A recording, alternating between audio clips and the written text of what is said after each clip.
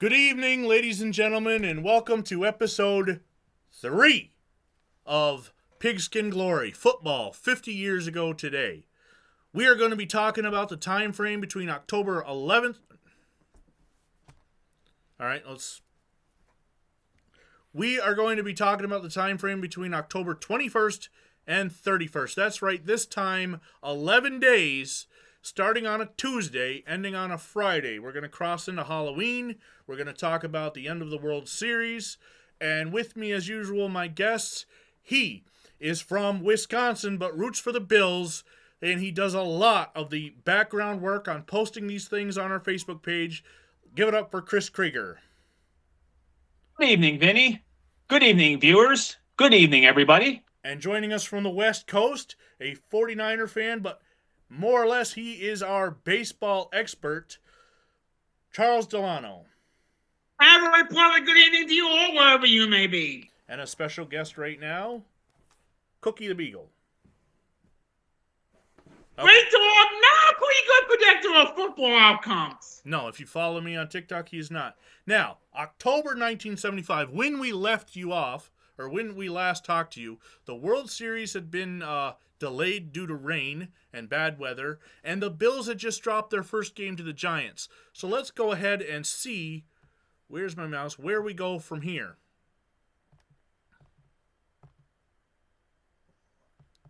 All right, October 21st. It's a Tuesday. The NFL standings are out. And let's go ahead and take a look at where the playoffs would be. There we go.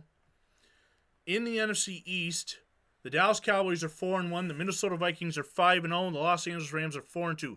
Those are your division leaders. And as far as the wild cards go, Washington, St. Louis, and Detroit are in control there. I'm not exactly sure what the tiebreakers are, but let's call it Washington at this point. They cannot, of course, play the Cowboys in the divisional round, so they would probably be going to Minnesota anyway. Minnesota right now has the home field advantage, and the Rams and Cowboys play. Chris, what do you think, if this is the way the NFL standings set up at the end of the season, what do you think of this NFC foursome?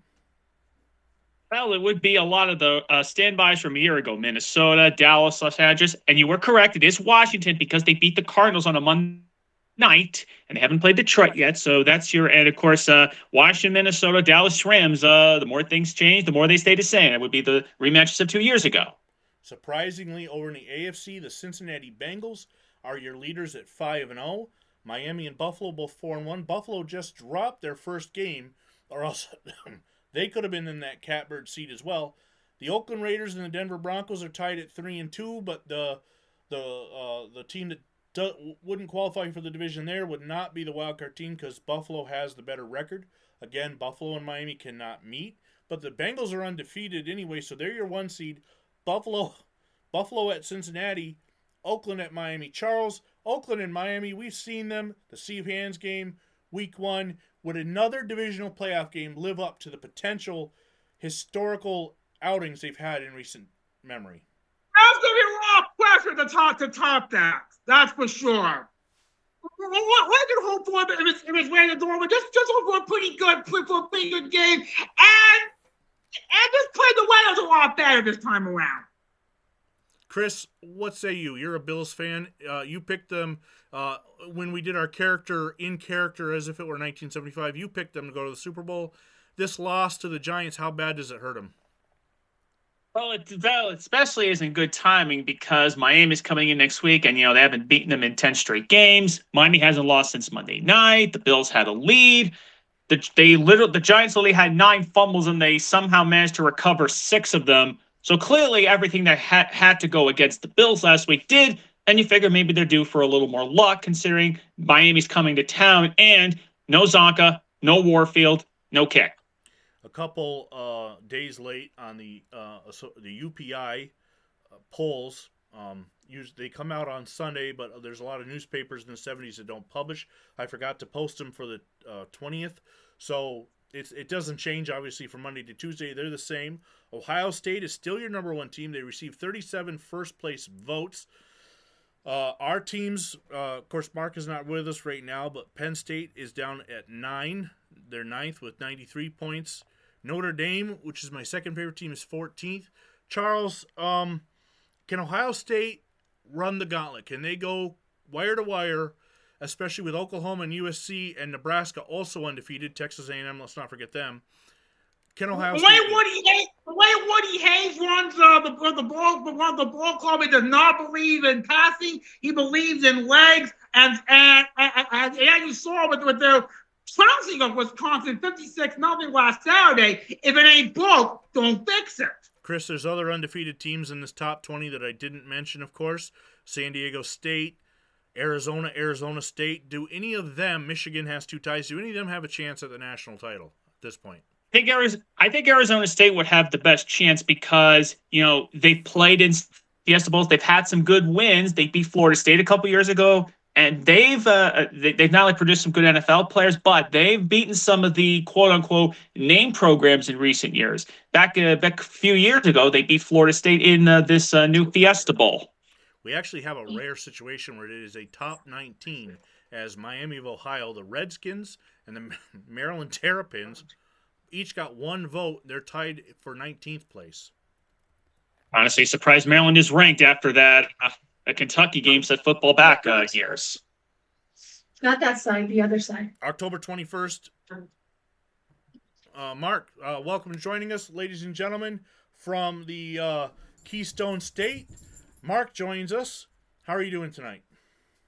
I'm fine. How are you guys doing? Good. Now, my question is can you see... Oh, it doesn't matter because you don't have to read the way we're doing the podcast this week. I'm delivering the topics and asking you guys the questions.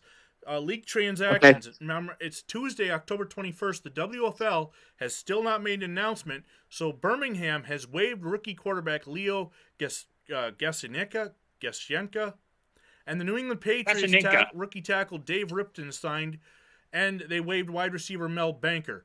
Do any of these transactions make any bit of difference, Mark, in the outcome of the seasons for the World Football League and the NFL? I don't know. I think a little bit, maybe. I don't know how many of the World Football League players are going over to the NFL at this point. Now remember, they still haven't made an announcement as of on Tuesday at this point. Well, as of right now, then I'd say nothing's until anything's announced for sure if they're going to continue or not. Then nothing. It wouldn't really affect much right now. The World Football League's problems are coming out. This is also still on the 21st. They're talking about their weak clubs. Charles, do you think to continue, maybe they should disband several teams and just go with the top 4 for the rest of the season? Or would that be whatever it takes at this point? Let's take a look at this thing. It's possible, but their attendance is dismal. That makes monthly attendance in baseball look good. You'll have to make some sacrifices, concessions, and contract a couple of teams. Okay, a Pittsburgh Steelers story out. Chuck Noll is disputing testimony on trades. Before the season, NFL Vice President Tom Keating was traded by Pittsburgh solely for his pro-union activities, according to one of the team's defensive line coach, George Perlis. Chuck Noll disagrees with that. Mark, would it be legal for a team to trade the union president? I've never heard of that in all my time. I can understand trading players, but a union president. Well, he is a player. He's the player's president. That's what I'm saying. Yeah, I know. I'm thinking trading an NFL player is one thing, but trading the president, the union president, I don't know. I mean, and then at what point then you're going to open up a floodgate if they go and do that? Here's my thing. When you watched Super Bowl IX last year, how many times was Tom Keating's name mentioned? None. He didn't play. He didn't make any plays. He's not one of the Steelers' big players. If this were Franco Harris or Lynn Swann or Mean Joe Green, then I might believe the Steelers coach here, George Perlis. But I'm siding more or less to side with Chuck Noll on this, that he was not traded because of his union activities. That's a good point there. We move It on to could be Wednesday. his talent. His Yep, go talent ahead. wasn't good enough. Right. We move on to Wednesday, October 22nd. And same thing, New England, they seem to be making moves every day, Chris. Today they're waiving Mel Baker. They placed him on waivers yesterday. Let me see. They signed one of these guys yesterday. They signed Dave Ripton and released Mel Baker. He's officially cleared waivers today. Now they're placing defensive lineman Dave Tipton on waivers. New Orleans, Tom Myers is out for 5 weeks. Remember, he scored a touchdown against the 49ers with a high ankle sprain. Chris, the Patriots and Saints, neither of them are going anywhere, but how big of a loss is this for the Saints losing Tom Myers? Well, considering he scored a touchdown in that San Francisco game, and they are coming off that first Superdome win over Green Bay, that's the Saints in a nutshell. 1 step forward, 5 steps backwards. Charles, being a 49er fan, you probably would have rather not seen Tom Myers on the field last week when he made that touchdown, but, it is what it is. He was healthy then. He's not going to be healthy going forward. Cinco, you do not wish injuries on anybody. That being said, if sports physically demanding at the NFL, injuries are going to be too commonplace. Now, there's never a reason why my mother would have never signed a permission slip for me to play football while in school. This is the reason why. Yep. We have so Wednesday, the news is broken. The WFL dies. Volks, Birmingham, will apply for instatement in the NFL in 1976, joining the Buccaneers and Seahawks. A league dying mid-season. Was the WFL's timing off, trying to compete head-to-head against the NFL? What killed them in the long run? Charles.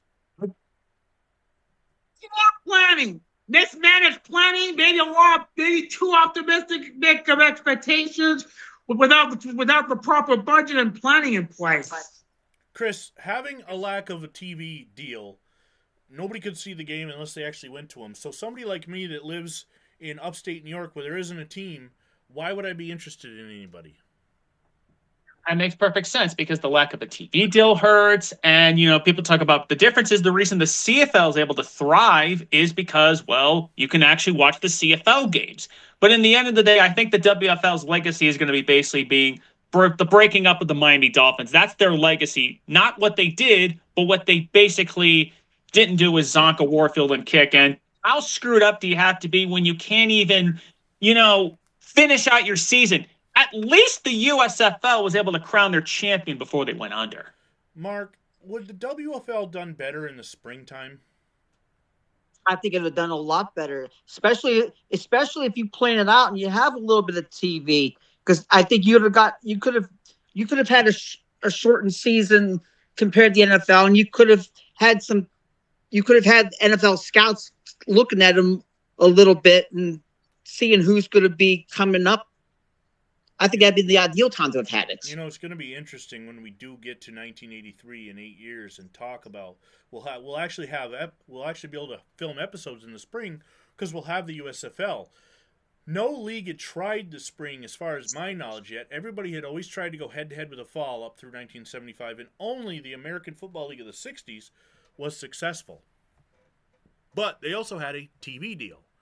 Now, with the advent of ABC, NBC, and CBS having the NFL TV deal, there really isn't room for a World Football League. Perhaps they were a few years too early for their likings, being that cable isn't really hit yet. We don't have an ESPN. Maybe if they had waited 5 years, they might have done better. We're still on maybe Wednesday. A summer league. Might a summer league have helped, a la what the Canada does with games in July and August? It might have been hard to contest such games in Birmingham, Alabama with their heat, but you're not wrong there. All right, later on in the day, the NFL blackout of TV is set for a legal test, and we're talking West Seneca, New York, which is out by Buffalo. Local cable television, we just talked about cable, has set up what could be the first legal test for the National Football League's television blackout rule. International Cable of West Seneca have played more than half of the American broadcast company's Monday night telecast of the Bills and Giants game on advice of counsel before the game was sold out. but not until under the 72-hour limit. So they put the game on. 27,000 customers were able to watch it until it got shut down. Chris, being that your family is from the Buffalo area originally, you couldn't watch a lot of Buffalo Bills games. They didn't sell out back in those days under the NFL blackout rules. How hard would it be for young kids to get into football? We just talked about the World Football League without being able to see the games on TV. Oh, it would be very hard because there have been years when, the whole 72-hour thing, it's just dumb. Like, think there were some years, like there are some Bills games that you're honestly shocked were locally blacked out. The 1980 Miami Dolphins streak stopper, the 1990 Randall Cunningham game, two of the more memorable Bills games at home. And yet those games were officially blacked out in Buffalo, even though they are among some of the more memorable games in Bills history.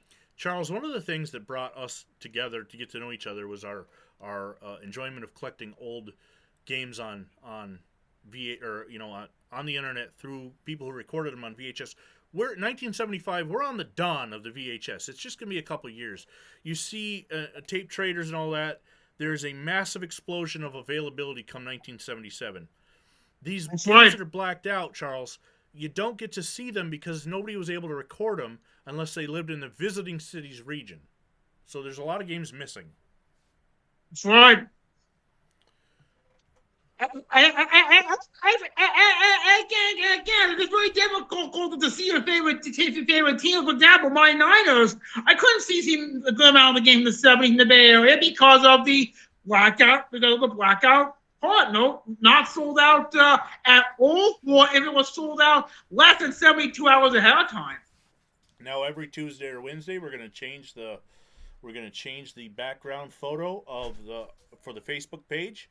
Here is New York Giants kicking a field goal against Buffalo, and of course, from the 60s to the 90s, Bills and Giants have been linked through kickers, whether they are jumping ship, setting up the AFL-NFL merger like Pete Gogolek, or missing a field goal wide right.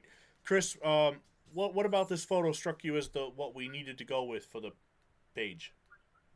Well, because it was, the stand-up moment of a big upset. The Giants were a double-digit underdog. You have the rare helmet matchup because by the time the Giants and Bills meet again in 1978, the uniform will be completely different for the Giants. They'll have the different helmets. And, of course, when you think Bills-Giants, you think the other Giants logo and the red helmet Bills. When you think Bills versus Giants, you don't think of this helmet matchup.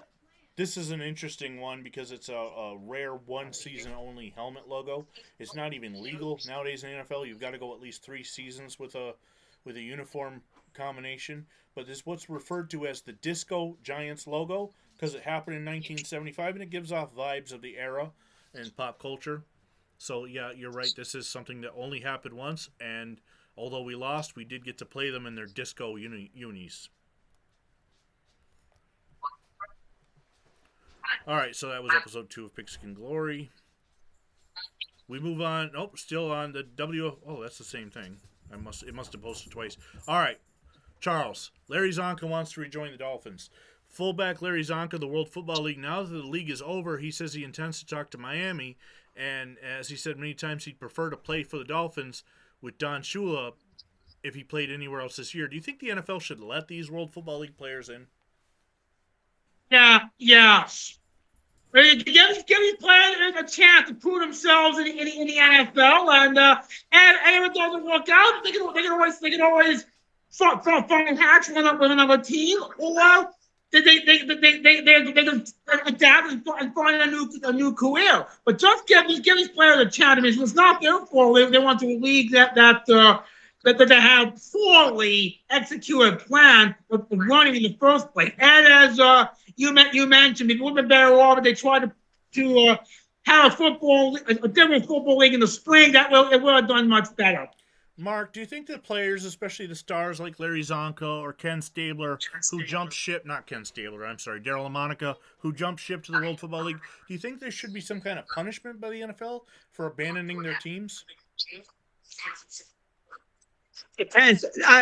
Were they in the middle of a contract? I mean, if you're in the middle of a contract, yeah, there should be some type of, if not punishment for the teams, definitely for the players. I mean, you don't sign a contract and then jump leagues right in the middle of it. All right, Chris, if the NFL allows this to happen, does Larry Zonka play this weekend against the Bills? Well, that would be something because, that's the last thing Buffalo fans want. You're 4-0, you're thinking, hey, we know what to deal with Zonka, and boom, he's back. It's like they really can't escape. Right. Just bad timing. All right, we are on Thursday, by the way. Let's take a look at the transactions. The New England Patriots are always making moves. They're trying to get better. Yesterday's reported today, they waived running back Doug Dressler and signed fullback Bob Asderson. He's a 4-year veteran. The Detroit Lions placed wide receiver Dennis Franklin on the injured reserve list due to viral infection. And Charles, your 49ers have placed wide receiver Bob Hayes, the world's fastest human, on waivers to make room for veteran wide receiver Terry Beasley. I wonder why. Would you rather have Beasley? Yes. And there's a WFL on the bottom, and I always said one word. Oh. Yeah, the WFL is dead. R.I.P. World Football League. So, again, sad but not unpredictable. I swear a league should try playing in the spring. We talked about it, Mark. The WFL ends. What's their legacy?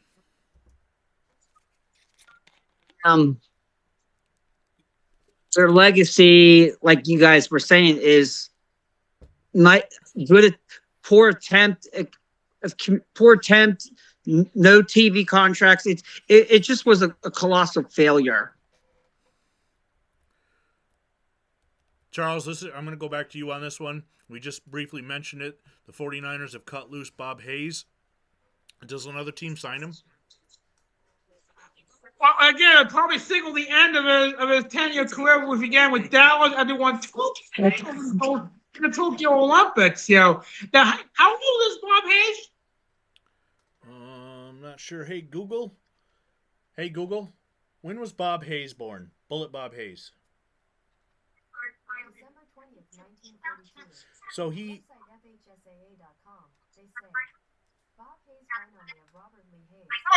Hey, Google, stop.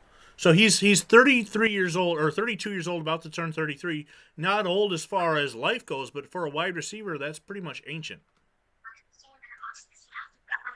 I think maybe he might have another year or two in him, but if not, then at least he lasted 10 years, which is a lot longer than most NFL players. All right, we'll move on to October 24th now. It's Friday afternoon. We're a week away from Halloween, and the Patriots are at it again. This time they signed defensive tackle Craig Tifton and released wide receiver Mel Baker, who they signed earlier this week. Chris, what are the Patriots doing? Do they even know? Well, they're not going to win the AFC East, so I figure it's like a carousel. Like, guys just come to the Patriots. They're coming, they're going, they're coming, they're going. It's a good thing the Red Sox are in the World Series and taking the heat off of them. Where are we in the World Series, by the way? Charles, where are we on the World Series? Because we've already passed the World Series on Tuesday, October 21st, and what would make it the greatest World Series game ever. The Red Sox jumped to a 3-0 lead in the first inning. The Reds tied it in the fifth, went ahead in the seventh, and when Cesar Duramo went deep in the top of the eighth, it looked like the Reds were going to celebrate the title.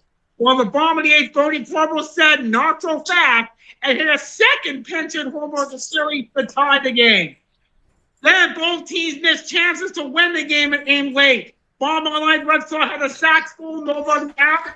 Familiar? But Denny Doyle, short fly ball, Denny Doyle thought it was go, go, go, but Zim said no. He tried to score it with a dead dog. Then the 11th, Joe Morgan gave me a bid to put the Reds ahead, but Dewey Evans said, hold my deal. He said it, and then double off a dumbfounded 10-50.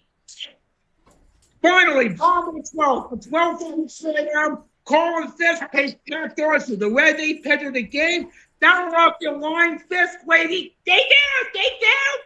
Fair ball, and the World Series will go to a 7th game.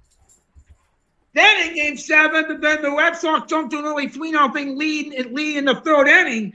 On the 6th point, Perez saw Bill Lee's blooper pitches and hit it on the Lansdowne Street to make it 3-2.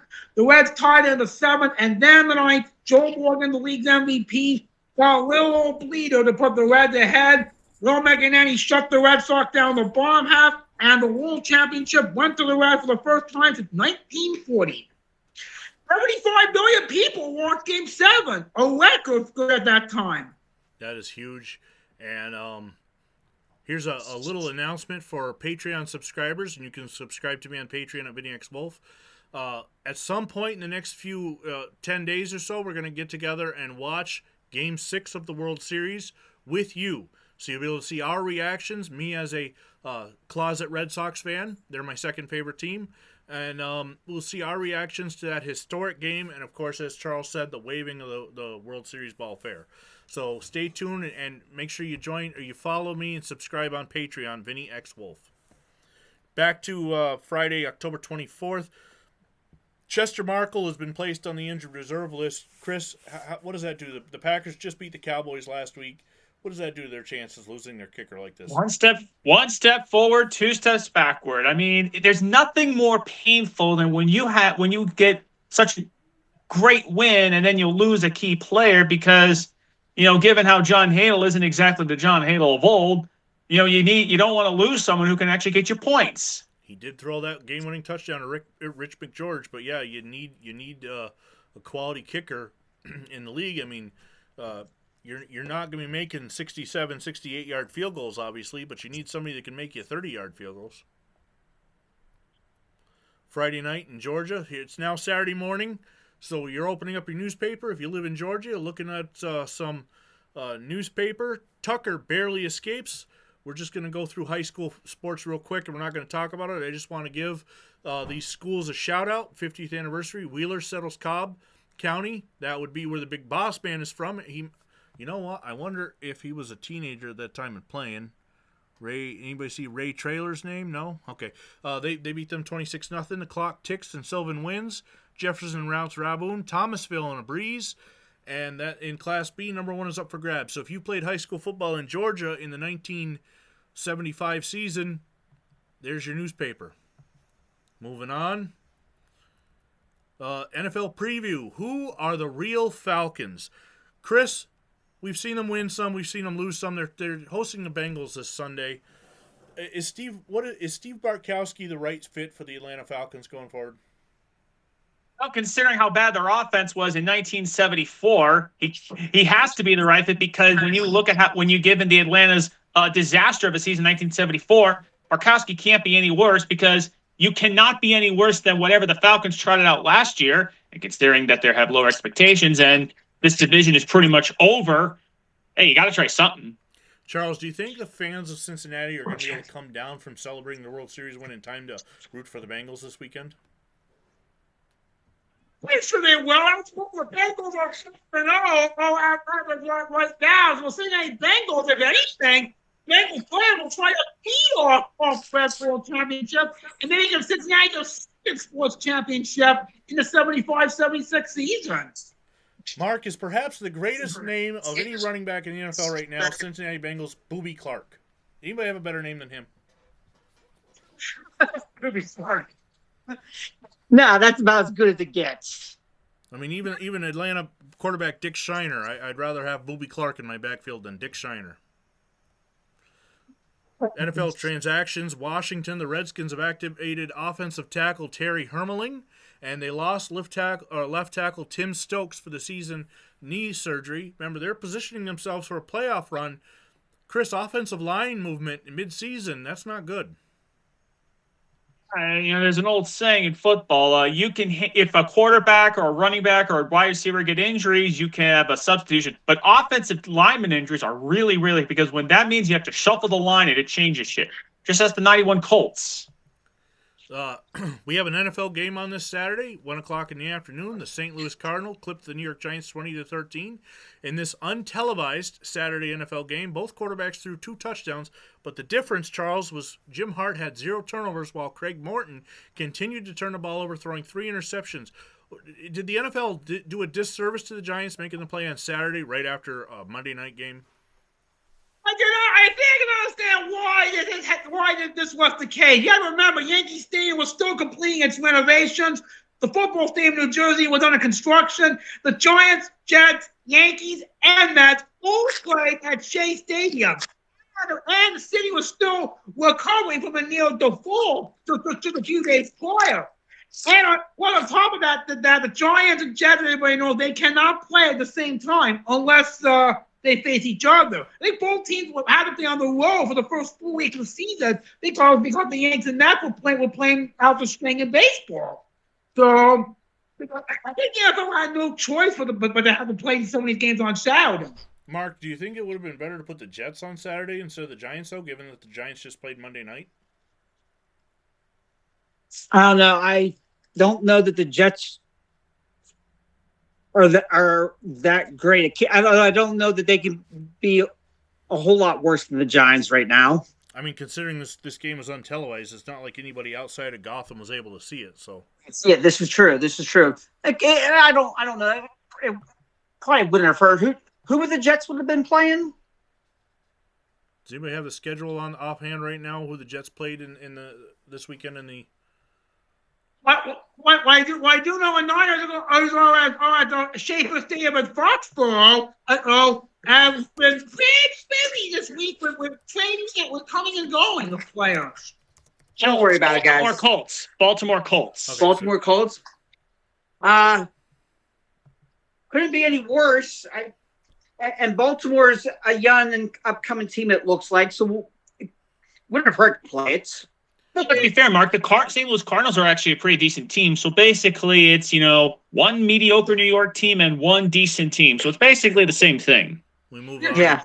We move on to college football now, and Saturday, October 25th.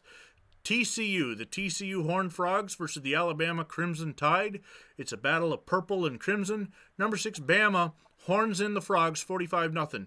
Chris, the Tide rolled for 376 yards, while TCU had just 78 yards of total offense. What say you? When one team has 78 yards of literal offense and the other team can run for almost 400 yards, yeah, that's a recipe for disaster. Charles, it looks like the Crimson Tide continues scoring all the way into scoring 34 points in the third quarter. Did TCU stick around, or are they already on a plane back to Texas? I think they mentally checked out in the third quarter. We should talk fullback Johnny Davis. I think they were there, but in their minds, they were looking ahead the next day to get back home. Fullback Johnny Davis had 102 yards and 10 carries, averaging over 10 yards a carry. Plus, he had a touchdown in the first quarter. Crimson Tide adding 2 more second quarter runs by Robert Fraley and Richard Todd.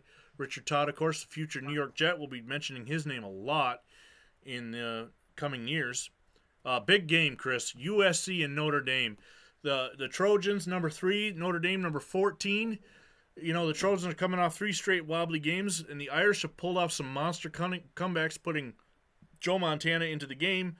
But the Trojans get the win here 24-17. Notre Dame 3 leads and a blocked punt, but Ricky Bell. What can you say about Ricky Bell? I mean, when you look at Ricky Bell, you almost expect this for him. He's at 200-yard games, 165-yard games.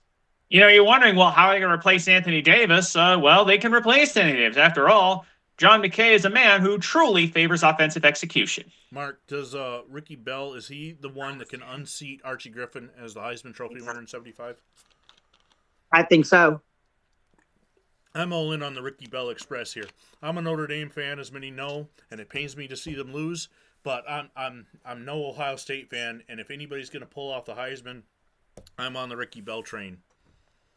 By the way, Vince Evans is a name that Mark might be familiar with from his Raider days. Yep. Yes. Indiana and Michigan, number 7th ranked Michigan Wolverines. So they pummel the Hoosiers of Indiana. Obviously, this is not 2025, the way Indiana is playing nowadays. Rob Lytle, who last year fumbled twice in Bloomington, he makes amends by pounding Indiana for 147 yards on the ground and 4 touchdowns. Charles, how bad was Indiana in this game, and does Bo Schembechler, is he got Michigan rolling toward a potential national title? They have not lost yet. Continue winning out, and who continue to have them in the coach rankings suffer upset. That's probably the only way the Wolverines are going to have a chance. As far as the coach of Indiana, he's no Bobby Knight. He gets fired pretty soon. It's not the end of the season. If you take a look at the picture here, that Indiana running back Derek Burnett, he is being dragged down. He's from Gary, Indiana. He's being tackled by Michigan's Jim Bolden in this game. Indiana just they were not up to the challenge of the 7th-ranked team in the nation. Army and Penn State. Well, Charles, we gotta talk to you. Penn State, Blake's Army. The Nittany Lions, after a tougher than expected game last week versus Syracuse, had an easier time this week thanks to Woody Petchell's 139 yards and 2 touchdown performance. What do you think Joe Paterno's thinking with this game against the Army cadets behind him now? Joe Paterno is very proud of what the Nittany Lions did here, as Army was proving that they are all they can be. Mark, how about this kicker for Penn State, Chris Barr? We know he's no longer eligible to play soccer, so he's only kicking. They've said he's had some boredom. Here he gets a field goal and kicks all his extra points. What else can you talk about? Penn State blew out Army. It was Penn State taking care of business. I don't think they wanted another game like Syracuse, and they're a better team than they were than the last they played like last week. Well said. All right, let's take a look at this touchdown of the day from this date in touchdown history. This is from the Notre Dame USC game, and it is USC in white. Ricky Bell in the backfield, Vince Evans at quarterback. There's a handoff to Bell, and he bursts through the Notre Dame line to score the touchdown and help aid USC on to victory. Ring the bell. They did spell tools for USC. Chris, let's go up to Canada. CFL nearing the end of the regular season. Toronto declaws the Hamilton Tiger Cats 27-23. Using the shotgun formation, quarterback Chuck Ely helps Toronto score 17 second-half points and some timely defensive stops. Toronto can make the playoffs unless they lose by 16 or more. The Canadian League is a lot different than the NFL. Toronto has, 4 wins at this point? How are they going to be a playoff team? In the CFL divisions, all you got to do is finish first, second, or third, and you're going to have a chance at the Grey Cup. Kentucky and Georgia. The Dogs deny the Wildcats. It's a battle of the Cats and Dogs, 21-13 by overcoming a shaky start thanks to Ray Goff's timely passing and second half defensive shutout. Ray Goff, the quarterback of the Bulldogs, led a second half comeback. And as a Georgia Bulldog fan, obviously I'm not old enough. I was born in the 70s, but I did not see them win the 1980 national title. But I am so proud of their history and stuff. And Ray Goff is a name that you always hear about when you hear about Georgia quarterbacks, along with Buck Bellew of the time period. And we've had some much better ones later on. But seeing the Dogs win, 75 is not a great banner season. And getting a second half shutout, that's a great game for me as a Dog fan. Texas A&M and Baylor, Battle of Texas. Mark, the Aggies, they won this game. They're 5th in the nation. They are able to beat the Bears 19-10, a 77-yard fumble return and a 46-yard kickoff return. Did Aggies actually earn this win, or, Lester Hayes scoring the fumble return touchdown for the Aggies, or is Baylor, were they actually better than A&M, and A&M just got the better scores? I'm not sure that Baylor's better than them. I just think Aggies had a couple breaks that went their way. It could have been a much different game without those breaks. Chris, did anybody notice if he had any stickum on his hands? Just win, baby. Or score, baby. 77-yard fumble return. Shades of. By the way, I want to mention, this is the same Baylor team that tied Michigan. Iowa State and Oklahoma, the second-ranked Sooners, slammed the Cyclones 39-7. It's like the Chris Ledoux song, "They Can Slam a Tornado." OU lost 6 fumbles, but it didn't matter thanks to 368 yards rushing. Charles, 368 yards rushing. Is that even human?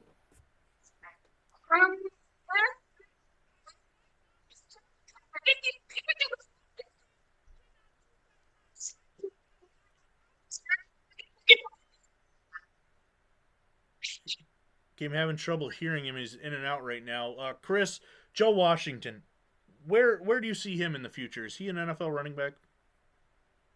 Depends. Remember, his teammate, the future New England Patriot Horace Iver, could be a future NFL. I think the better question is, who's got the better NFL future, Joe Washington or Horace Ivory? He's not the only one. You hear me now? Yeah, I hear you Yes. now. You've got some other names on this Oklahoma team. Freshman halfback Billy Sims, and let's not forget the Selman brothers. They play for Oklahoma as well. How stacked, Mark, is Oklahoma in 75? They're pretty well stacked from top to bottom. Chris, what way is I Barry think Switzer doing it right I now? think correct. People think the Sooners, they're not doing their cyclone. Is have a house problem where they can go to the east. Chris, if you could ask Barry Switzer right now, what way is he doing it? We got a job to do. We got to do it, baby. Moving on throughout the day, Ohio State and Purdue, the number one team in the nation. They boil the Boilermakers 35-6. We've talked about Archie Griffin and his run for the Heisman mark. He had 130 yards on 22 carries. This is his 28th 100-yard game. He is now college football's all-time leading rusher. Is the Heisman his already?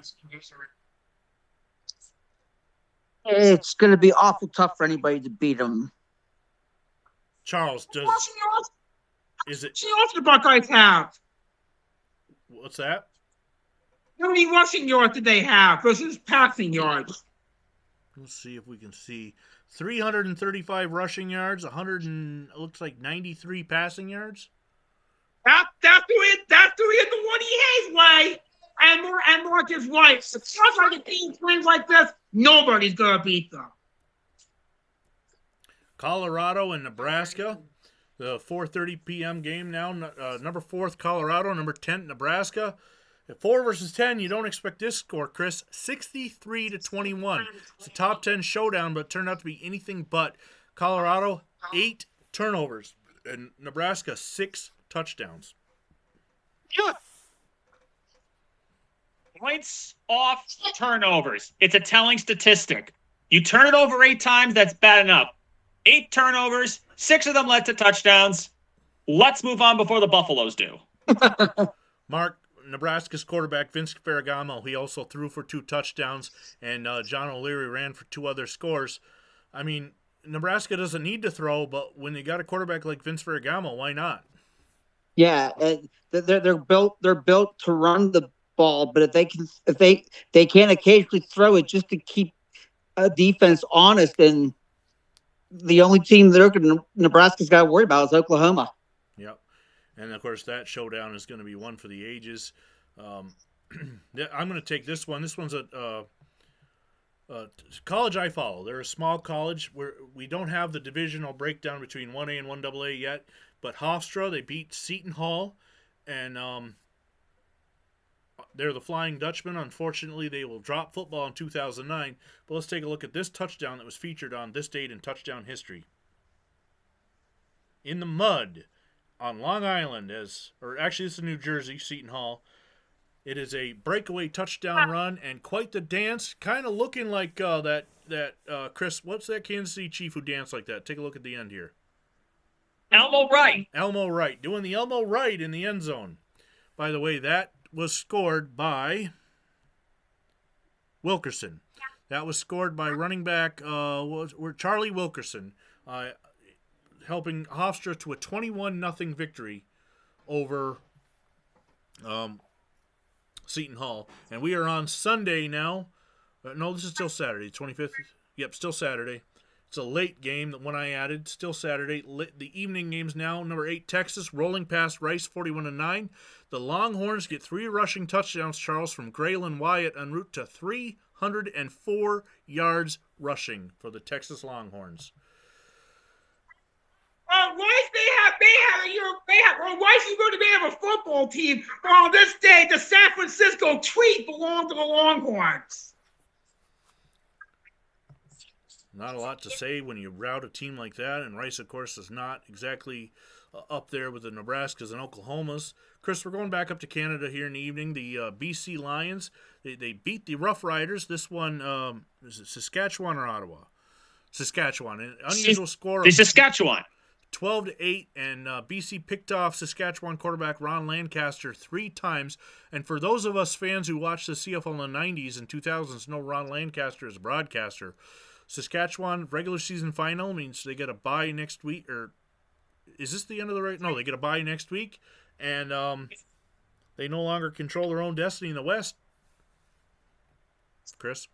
What that means is this was Saskatchewan's last game of the regular season. Edmonton has 2 games to go. Going into today, Saskatchewan had a 1-point lead over Edmonton, and they basically had to win this game and hope for a slip-up, but they screwed the pooch here, and now Edmonton basically has 2 match points. Charles, San Jose State pummels Cal State Fullerton 41-7 under a 28-point second quarter, and Rick Kane, 106 yards rushing and 2 touchdowns. So what? Now they were 3-0 back in the final 1 ball goal for. So who knows? We might get a game this year. We continue playing like this. They've got a great young coach in Daryl Rogers, and he substitutes freely. He keeps guys fresh, and they're in first place in the PCAA with a 3-0 record, 5-1 overall. I wonder how many bowl games there were in 1975-76 compared to the bowl games we got now. Well, let me put it this way, Charles. There was no Holiday Bowl back then. The Holiday. All right, so a wild Saturday comes to an end. You wake up Sunday morning, and if you live in Virginia, here's your college football wrap-up. Wake Forest mauls the inept University of Virginia 66-21. The Richmond Spiders get their 4th win, 24-17. West Virginia stops the Hokies 10-7. And so the Virginia area, a lot of college football being played. Union errors helped Norfolk win 23-14, smaller college football. The Pirates, East Carolina romps past the Tar Heels. Florida defeats Duke 24-16. Buckingham wins the James River title. Clemson loses to the Wolfpack 45-7. Just a lot of college teams in the Virginia area. So that's just something to look at if you lived in the Virginia area in 1975. None of their teams are ranked, so we didn't really get to talk about that. But the other thing you'd see in your morning paper is Archie Griffin is now the rushing leader, passing teammate Pete Johnson. Charles, you asked about Ohio State's rushing. Well, he now has a career total of 4,730 yards, breaking Ed Marinaro's 4,715 yards. Oh, that's right. Now with the Minnesota Vikings. And Griffin, and whoever drafts Griffin in the NFL when he's ready, they're gonna have a pretty good rusher on their hands. And when you factor in the fact that he took over the league, the nation's leading rushing from his own teammate, that's an impressive backfield duo of Pete Johnson and Archie Griffin. Mark, is there anybody better than those two? Not that I can think of. All right, Chris, we've been talking about it, whether the WFL players could come into the NFL, and the National Football League Players Association are protesting Pete Rozell's edict. He says no. They will not be able to join Chris. Well, that's good news for the Bills, which means they don't have to deal with Larry Zonk on Sunday. Yeah. NFL President Kermit Alexander is denouncing Rozell's embargo as unfair to the players and fans alike. Charles, what do you think? I might have to agree with the Player Association leaders to some extent. Now, as Mark said, if a player was let go prior to joining the WFL is one thing, but if they signed with the NFL team and then bolted to join the WFL, then that's another story because that would be a breach of contract. Yep. All right, it's time to talk about the NFL's action. This is week 6. The NFL is continuing on through their 14-game schedule. The Bengals and the Falcons, we saw the preview from the Georgia paper earlier. Cincinnati, they knock off the Falcons 21-14.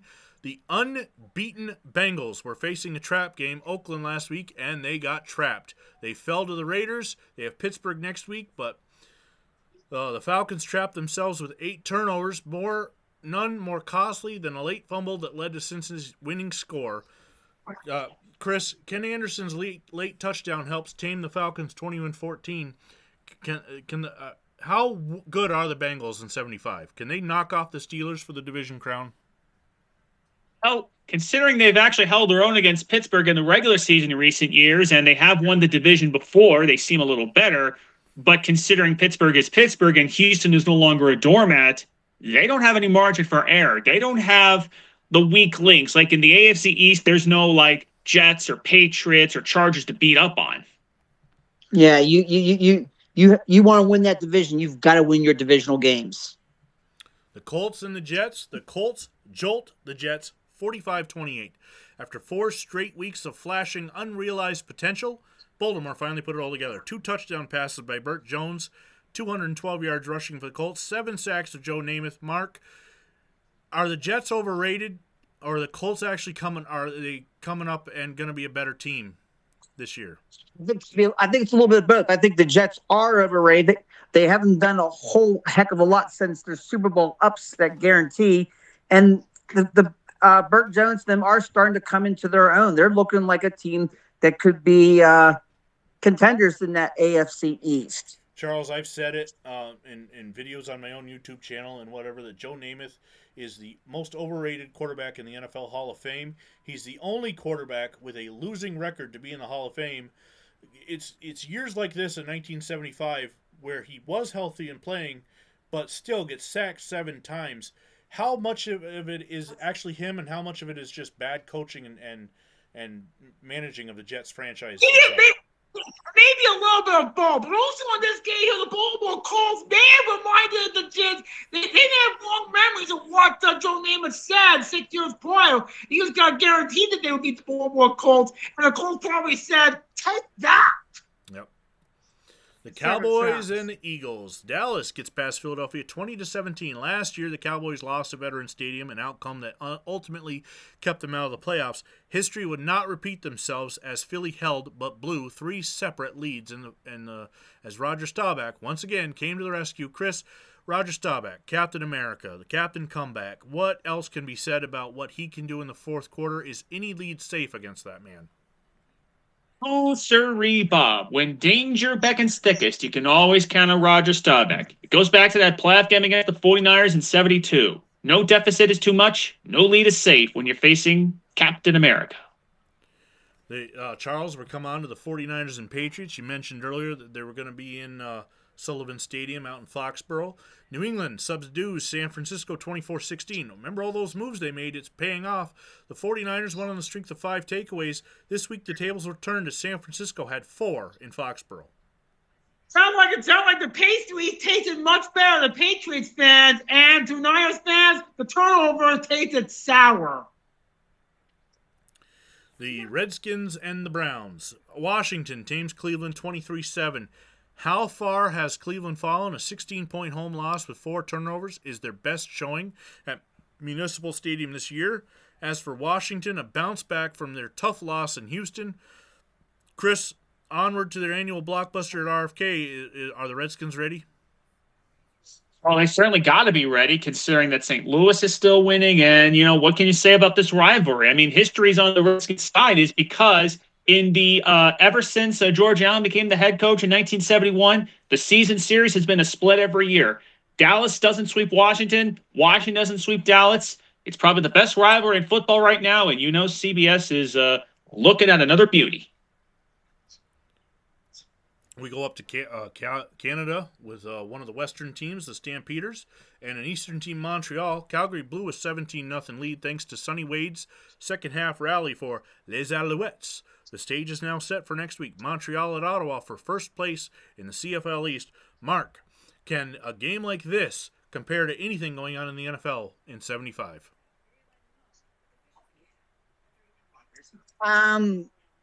It's going to be more regional up there. It's a good game up in Canada. I don't know that it's making a lot of headway noise in 75 down here in the United States. Charles, and Montreal, the talent up there. Go ahead. I was going to say the talent up there for what they got up there in Canada is not bad, but I don't know that how well they could actually compete if they went head to head with NFL players down here. It's totally different. Mark, let me mention this. Obviously, the old joke, people say that obviously the best college team can't beat the worst NFL team. But do you think the best CFL team could beat the worst CFL team? Like, could the Edmonton Eskimos beat the Browns in 75? That's a little more realistic. We're talking guys that are a little more mature, a little older. They've got some speed to them. It depends. Their rules would be they would have to get used to rules in the NFL. But I think they could manage beating an NFL team. They could stun somebody. Chris, Montreal coach Marv Levy. Where else would you rather be than in Montreal? He started Jimmy Jones at quarterback, but then went to old reliable Sonny Wade in the second half. Marv Levy, is he ever going to have what it takes to make it back down in America? Well, it's going to depend on whoever gives him a shot. Remember, Bud Grant. Just ask Bud Grant. He had plenty of CFL success.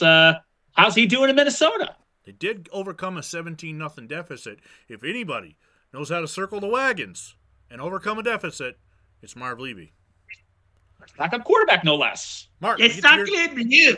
Mark, we're into the 2 p.m. starts now in the NFL, and we're talking your team, the Denver Broncos. But Kansas City scalps them 26-13. Last year, Denver won for the first time in Kansas City, but it wasn't meant to be this year as the Broncos, thanks to 4 sacks and 4 turnovers. Yeah, the sacks is one thing, but turn the ball over 4 times that'll kill you real quick. Remember, going into this game, Denver was tied for the lead in the AFC West. Not no more. Lions and Oilers. Houston tames Lions 24-8. Detroit scored the game's first 6 points and last 2 points on a safety. The problem was that in between they gave up 24, which included 2 touchdowns by Billy White Shoes Johnson Charles. 24-8. Houston. Are they really this good? Well, this time. They're only pretty good, but they have to keep it up in the ultra competitive AFC Central with 2 powerhouses, the Steelers, the defending champs, and the unbeaten Bengals. By the way, in case you were wondering, thanks to our friends over at NFLScoregami.com, this is indeed a scoregami, and it has only happened twice, most recently in 2022. Wow. Origami. Yeah. The Steelers and the Packers. Pittsburgh edges Green Bay 16-13. The Packers, coming off their conquest of Dallas last week, almost pulled off another shocker, but Pittsburgh found a way to win on the strength of 248 yards rushing, 4 sacks, and a 94-yard kickoff return. Mark, you live in the Keystone State. What the fans of Pittsburgh, do they believe they can repeat, especially when they have such a close game against Green Bay? Yeah, it was much closer than I felt it should have, but I think they rely on their defense and they can rely on Franco Harris to get first down after first down and keep drives alive to win. I don't think Pittsburgh's going to worry too much late in the year. They'll be in the playoffs. It's just a question of will they have home field advantage. Winnipeg and Edmonton up in the CFL, where the Eskimos in the snow outscore Winnipeg 48-41. With Saskatchewan losing yesterday, the Eskimos had a chance to wrap up the top spot in the West, despite a temperature of -2, and that's Celsius since it's up in Canada. And the Blue Bombers' helmet jersey stolen on Saturday. Winnipeg had 15 more first downs and gained 110 more yards. How did they lose? Edmonton returned a kickoff, a punt, and a missed field goal, all for touchdowns. Chris, how wild is this game? You got the stolen jerseys. You got the snow. You had Edmonton playing for something thanks to Saskatchewan losing. And oh my God in heaven, Winnipeg. Think about it. You give up 28 points on touchdowns when the Eskimos offense is not on the field. Oh, those Winnipeg special teams. Let's take a look at this jersey situation due to a locker room theft. You can see here, thanks to gridironuniforms.com, of 22 Winnipeg jerseys and 6 Winnipeg helmets. Winnipeg players had to borrow jerseys and helmets from the University of Alberta Golden Bears football team. And as you can see, the colors are similar, not exactly the same, but as you can see by the changing features in the picture here, not a great look for Winnipeg. Not a great look for the security at Joseph A. Clark Memorial Stadium in Edmonton, Alberta.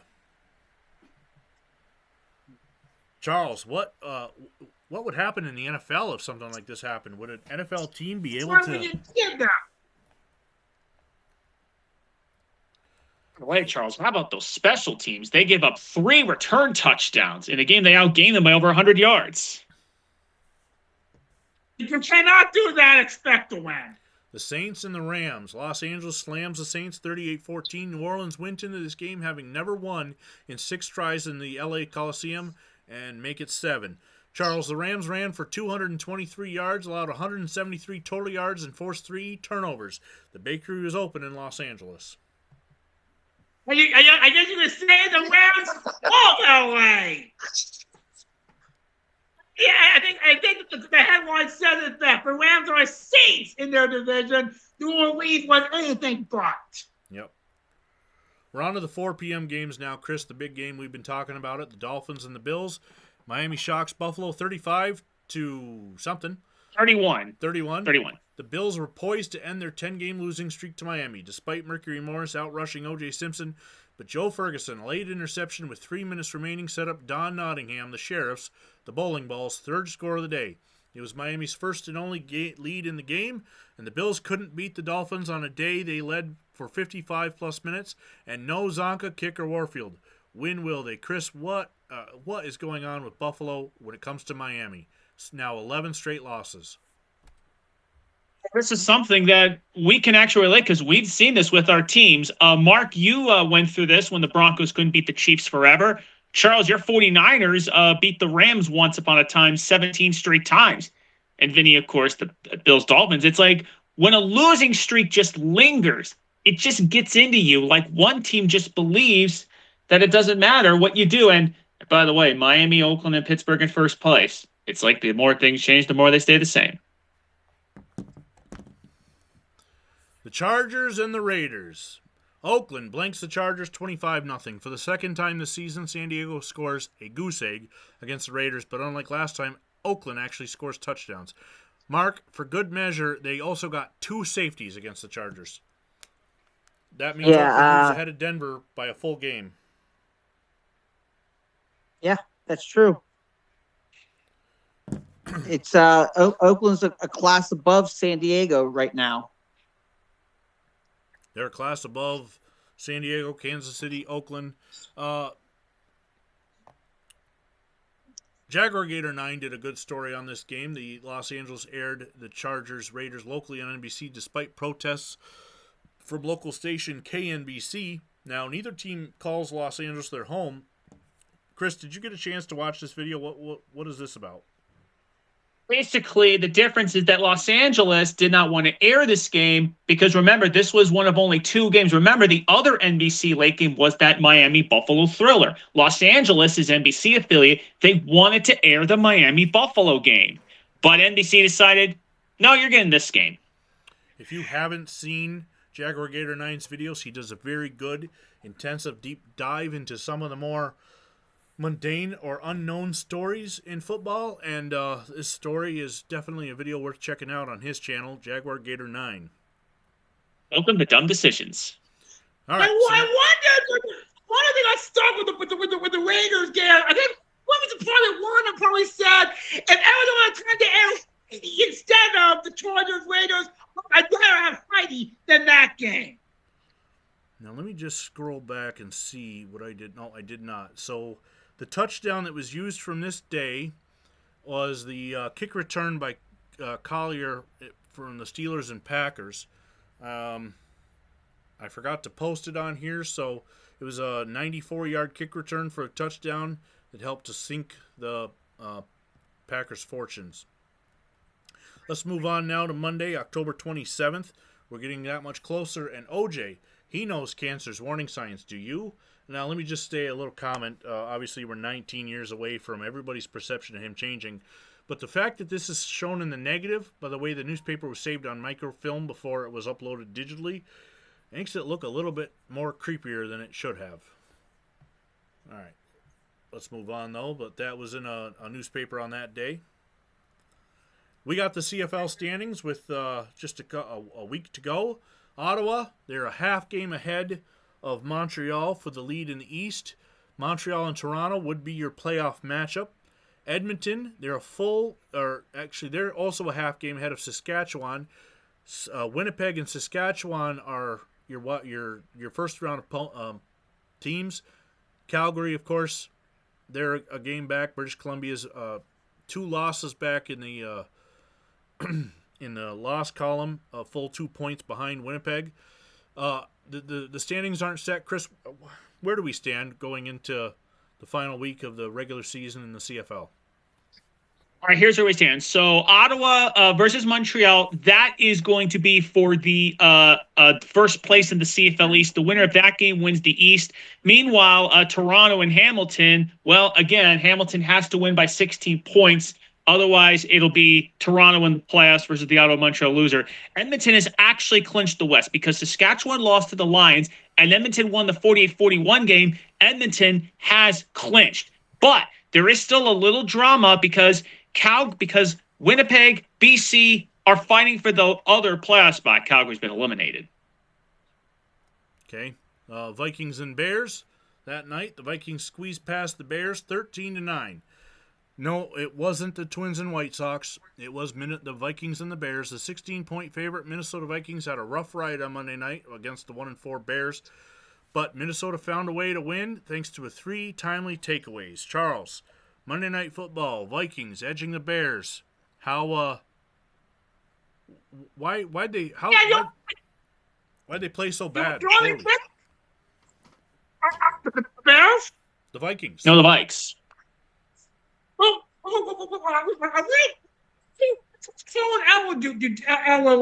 Joe Cap or some of the other Vikings. Maybe you could ask Crew to maybe join the Vikings. Who knows? Crew and Dick Allen would have probably put up more offense. After the Bears. Mark, the Lions quarterbacks, both of them, Munson and Landry, are feared lost for the season. Detroit's done. What do you think?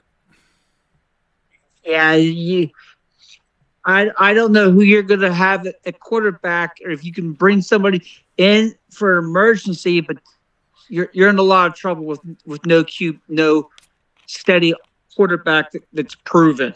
Can the Detroit Lions put in for an exemption and get a Daryl LaMonica or a Sonny Six Killer from the World Football League? Do you think Pete Rozelle would give them that, considering just what they've lost?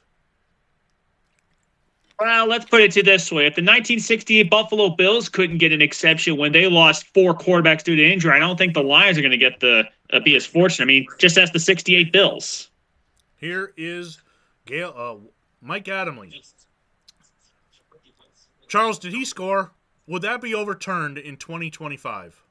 I don't see a weird play on that one, because if he dropped the ball, something's going down in the end zone, it would have been a touchback attack to the opposition. So there isn't.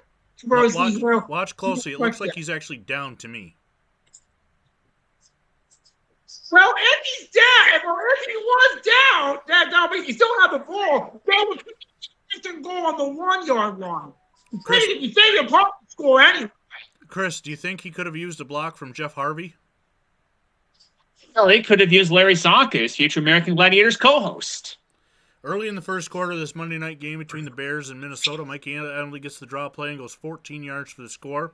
However, like I said, I believe in 2025 it would be overturned as his elbow appeared down before it crossed the goal line. And it's Tuesday. It's time to show you the new picture for the week. It is Irish quarterback Joe Montana, the freshman. He didn't get the win against USC, but boy, does he look good in that Notre Dame uniform. That name. Remember that name, indeed. All right, so now it's still Monday, or sorry, it's Tuesday. Muldoon, a throwback to another good era. This is a story coming out of Canadian College. Bernie Muldoon, he is a one-handed he made a diving one-handed catch to put Concordia on the board against McGill last Saturday. It warmed the hearts of college football fans in attendance. And you have to throw Bernie. He's a throwback. to another era. Just again, one of the things we do here is show some lesser known stories that are going on in the world of football, not just the NFL and college. Bernie Muldoon, Concordia University, 1975. Mark, the NFL injuries are piling up, and it's not just the quarterbacks. We've talked about the Detroit Lions. You've got, like, for instance, tight end Jim McFarland from Buffalo, tackle Randy Crowder. What can the NFL do about these injuries? Trying to keep it with it. I don't know. There's much they can do. It's part of the game. These guys are not going to sit there and say tackle them, hit them lightly, and they're going to go all out. Is it another? There's not much. This is. Oh, go ahead. I was going to say there's the padding's a little bit better than it was a couple 20 years ago, but you can only do so much.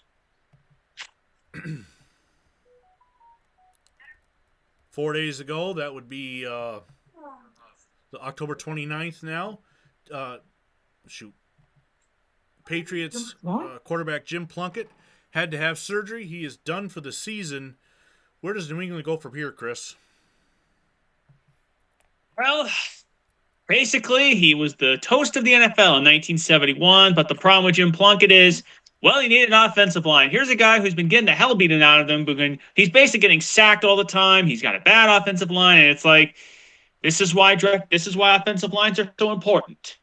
Other players, quarterbacks that are on the injured list include Atlanta's Steve Bartkowski, Greg Landry and Bill Munson from Detroit, we mentioned. Quarterback Terry Bradshaw of Pittsburgh sustained a sprained tendon in his right knee, but he is expected to start against Cincinnati. Injuries are piling up here after 6 weeks in the NFL. And it's time to look at the NFL standings and talk what the playoffs would be. Again, Minnesota still undefeated, 6-0. I incorrectly mentioned earlier that the Bengals lost to the Raiders. They did not. They won. They're still 6-0. But let's get to the NFC, Charles. The Rams and the Cowboys and the Vikings clearly division leaders right now by at least a game in each. Washington is your wild card. They would go to Minnesota. The Rams and Cowboys, not sure who would host. There's no more divisional rotation, so it'll come down to a tiebreaker. We have the same 4 teams that we had last week. No changes, Charles. What? And the AFC, you got the Dolphins in first place, and the only tiebreaker against Buffalo. The Bengals still undefeated, but Pittsburgh and Houston are breathing down their backs. The Cleveland Browns, well, they exist. Chris, we had a change in the AFC. As Charles mentioned, the Bengals are undefeated. They're your 1 seed right now. Miami's a 2. They would host Oakland. But now it would be Pittsburgh traveling to Cincinnati and not Buffalo, as the Bills' 2 straight losses have been knocked from the playoffs currently after 6 weeks. Well, if you're an NFL fan who's grown bored of the Miami and Pittsburgh and Oakland monopoly, and with Buffalo losing a couple games, you got to root for Cincinnati, if only because maybe, just maybe, the NFL could use a little something different, because you can only see so many Miami, Oakland, Pittsburgh games. And Mark, we talked about Denver slipping up against the Chiefs, and that drops them from being tied for first place to now they don't hold the tiebreaker against the Chiefs and are third place in their division in the AFC West. Yeah, you like I said, you have to win your divisions. You don't win your divisions, there's only 4 teams in the playoffs. You can't stumble if you're gonna make it to the postseason. And just to correct the Rams Cowboys thing, Dallas beat the Rams in week 1. Oh, so Dallas holds a tiebreaker on them, so they would host the Rams, and the Vikings would host the Redskins. So I know it's 75, and we're talking 75, but Mark, I'm sure you got to be looking forward to 77 2 years from now when we're covering that Broncos season. Yes, I'll definitely be looking forward to covering that Broncos season. That was their breakout year. And trust me, and make no mistake, Charles, we're going to get to 1981 some point. Yep. Why was this posted 4 days ago? This should have been posted yesterday. Guys, I do got to get going. I'll see you guys another night. All right, have a good night, Mark. I think I botched the date. It was supposed to be on Saturday. I noticed it didn't get posted, so I posted it, so we'll just skip it for now. We got some NFL transactions on this afternoon. The Bears waived defensive end Ted Vactor. The Browns waived defensive tackle Pete Athas. Packers waived running backs Les Goodman, who had been on the injured reserve list. Kansas City sold tight end Gary Butler on waivers to the Bears. They waived running back Cleophas Miller, signed running back Doug Dressler. The Dolphins placed tight end Jim McFarland on injured reserve, signed wide receiver Charles Cotton Sprayer. The Redskins placed guard Paul Levea on injured reserve and signed defensive end Martin Imhoff. And not to be outdone, the Patriots signed quarterback Neil Graff. Remember, they lost Plunkett. A lot of teams making moves here midweek on a Wednesday afternoon. Charles, anything strike you as interesting in that list?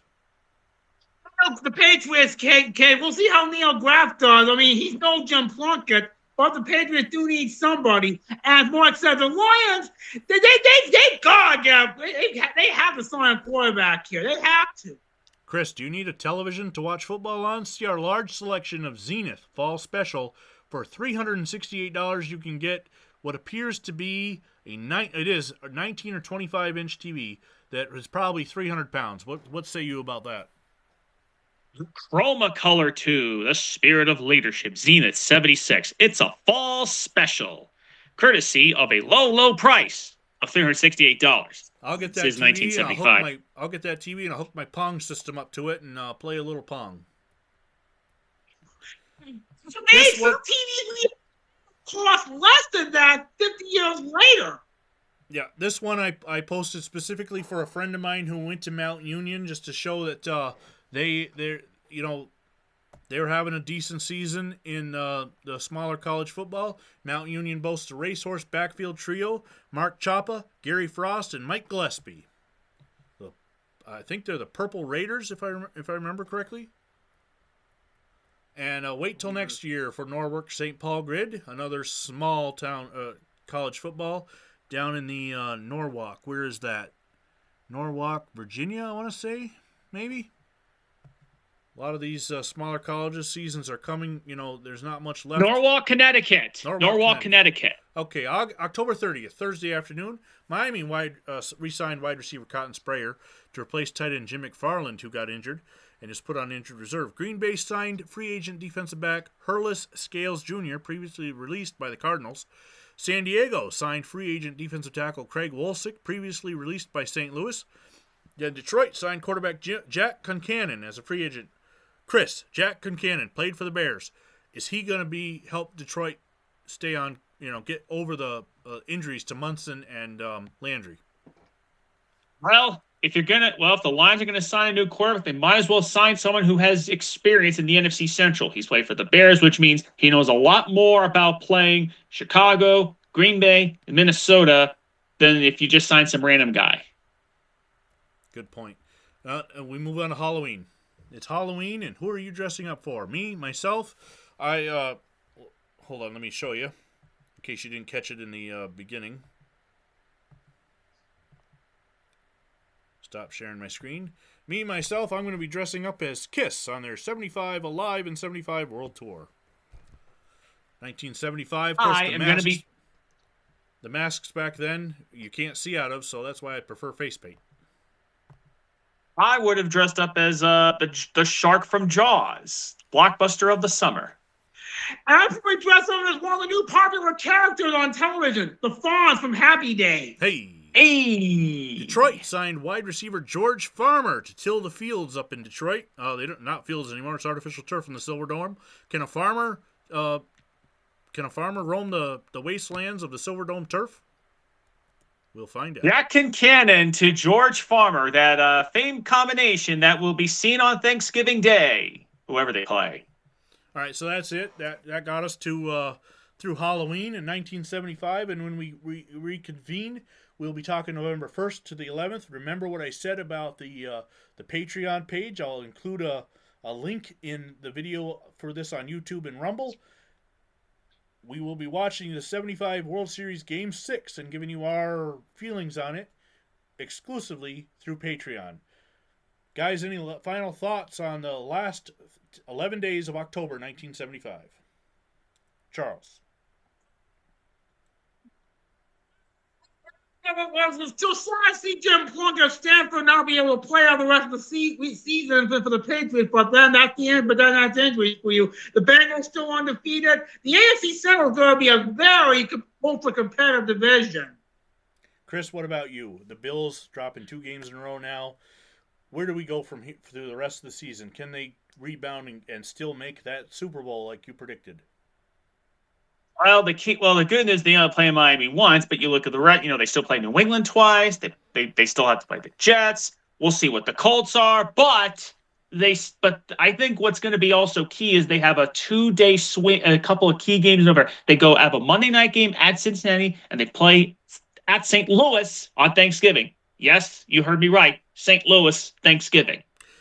Until next time, I'm Vinny Vincent, and for Charles and Chris, I am going to rock and roll all night, and we will see you in 1975.